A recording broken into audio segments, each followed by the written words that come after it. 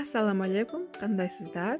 Сиздерге пахтадай жумшак болгон турецкий ачма булочкасынын рецептин сунуштаймын. Андыктан видеону аягына чейин көрүп, лайк жана комментарий калтырууну дагы унутпаңыздар. Эң биринчи ишибизди броз жана тузду сууга салып аралаштыруу менен баштайбыз. Бул булочканын жасалуу жолу өтө эле оңой, эч кандай капризный жери жок. Андан соң un, сахар, калган азыктарыбызды кошуп аралаштырып, суубузду кошуп, камыр ыйлеп алабыз.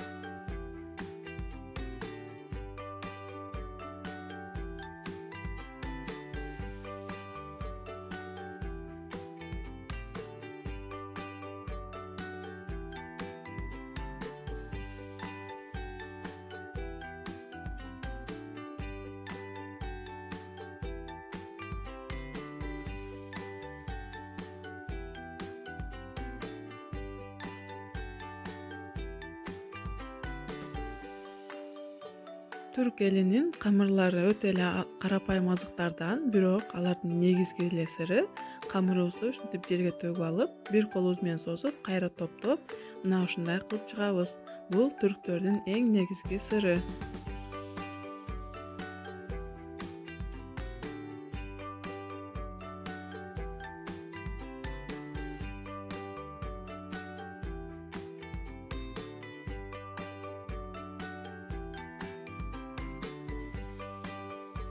Камырды ушинтип жакшылап ыйлап алгандан соң, кайра идишибизге салып, 20-30 минутага тындырууга коебуз.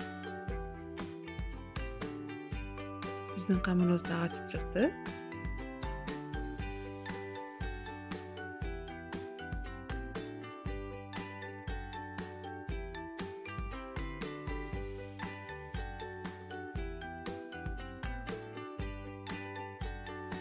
Эми муну майда бөлүкчөлөргө бөлүп, шарикчелер жасап чыгабыз.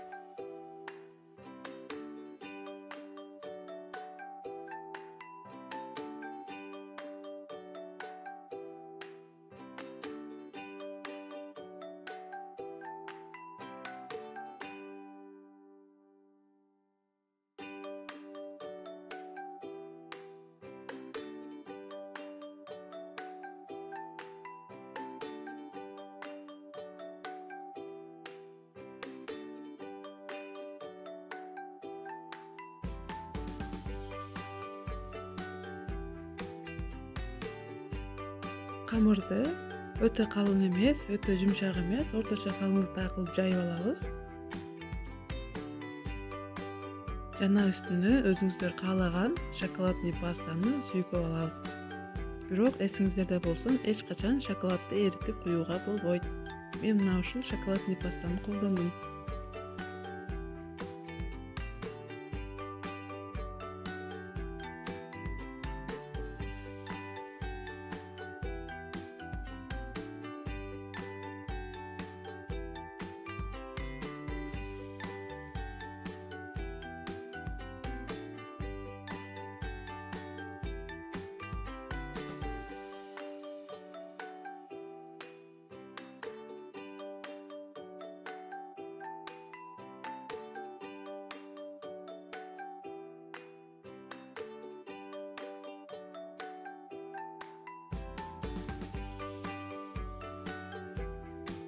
Рулет формасында кылып ороп алабыз дагы.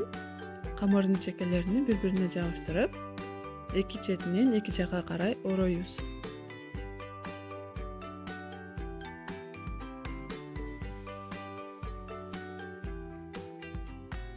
Кандай болуп түйүлүшү видеодо толук көрсөтүлгөн.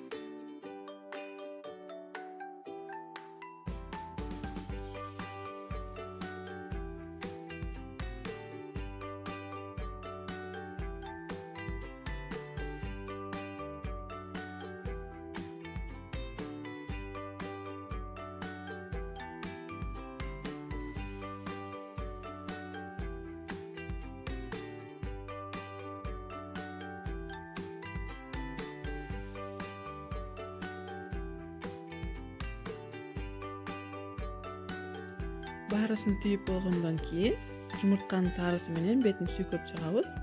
Эгерде булочкаларыңыз өтө эле кооз болуп чыгуусун кааласаңыз, анда мага окшоп жабыштырбаңыздар.